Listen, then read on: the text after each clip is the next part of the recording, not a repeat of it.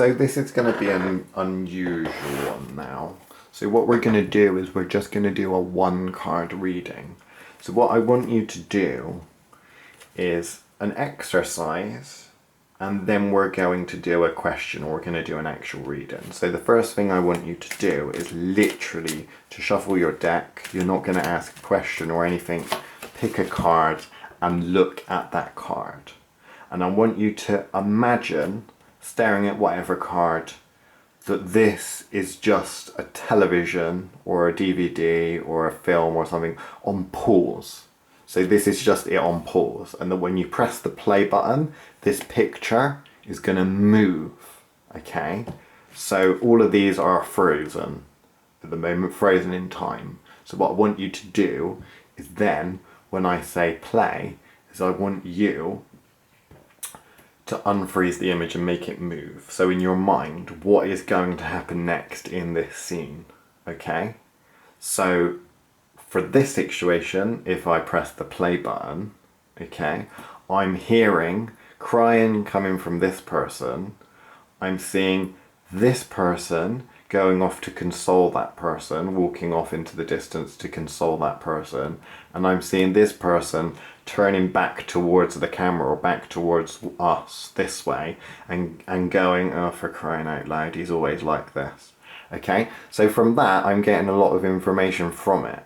Okay, so it's like a scene that is going. Now, when you have a lot of cards being put down in a big spread, you know, you'll often see things as stagnant. And some people will see images in cards, some people will say words on cards, that sort of thing. Now, one technique to use for getting to that extent and pulling so much information out of the card is literally to, whereas we apply meaning to the card when we look at it before we're zooming in on different bits, well, imagine you're not now zooming in on one frozen frame. Imagine the pictures and the things moving, and things are happening. Things can change, the scene can change, the camera can pan off somewhere else. What's over here that we can't quite see? You know, this sort of thing. So do this, and I want you to do this quite a lot, because this is a simple technique, but it's so important. Because what you're doing is you're delving into the card in a deeper way than you have before. You're delving into the world of the card. This card, if you imagine it is its own movie or its own world, you're going through the card and you're starting to open it up. And if you think about that, if you can get information from the card, and the card can show you almost like a mini movie of what's happening symbolically, you don't need the rest of the cards. You can do a whole reading and give a lot of information just from this one card, okay? So do this a couple of times. You might want to take a break between each one, but maybe over the next couple of days or a week or whatever, pick one up every day and literally just give it a shuffle, and then, or you can even just pick a random one out and just turn it round and look. Now, obviously not all of these cards have people in.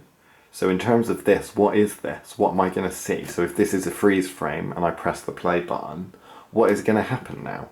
Well, what I'm seeing is that this is a balloon. Someone's pierced it and the balloon goes and just disappears, you know, flies off, because they've popped the balloon essentially. And then I'm seeing these three daggers and they're just falling to the ground because they're up in the air and these are clouds moving around. So essentially, in a 2-3 second like freeze frame, when I unpress it, these swords have stabbed into this heart-shaped balloon. The balloon's popped, and you know, the rest of the plastic of the balloon's just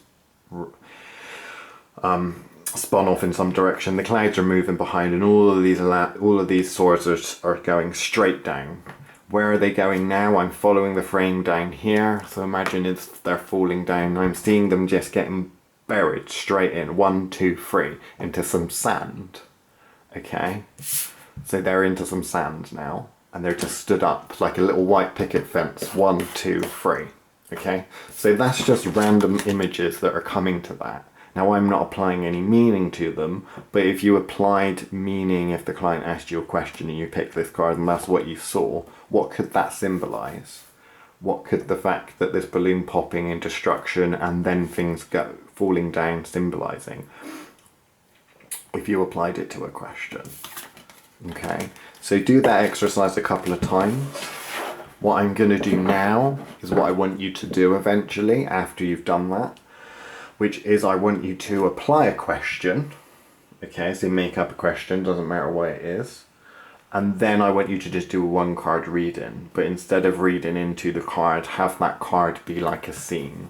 So what question shall we ask?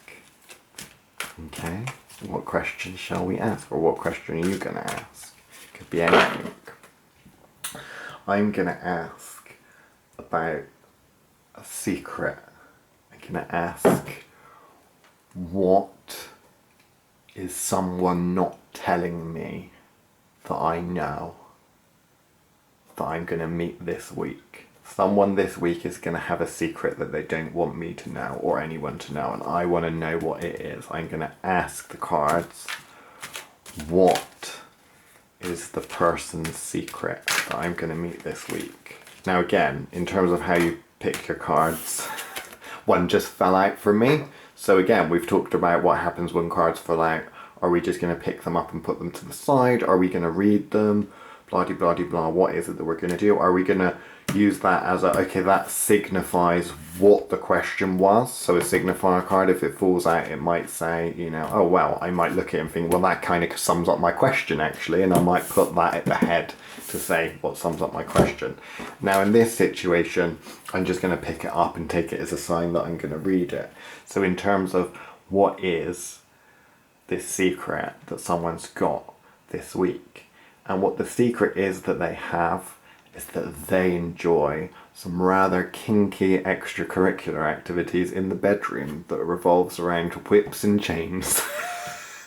So I'm gonna have fun with who is going to be who's got this fantasy or this, you know, secret, and I'm going to be guessing people this week. Now, how did I get that from the image? Now, obviously we talked about reading the image as a whole, as it being a picture, but what I'm actually seeing in terms of pressing play on this image and pretending it's a movie is I'm seeing the camera zoom out and I'm seeing someone with a whip in their hand about to hit this person, going like that, saying, you've been bad, you've been bad.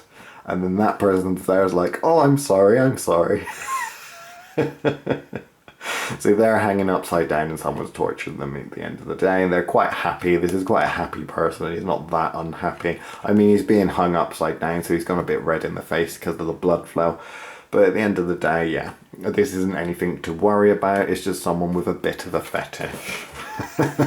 So there we go. You pull a card and ask a question, then pull a card, but press play on the image. Don't just read the stagnant image. Imagine it coming to life, and then move on to the next exercise.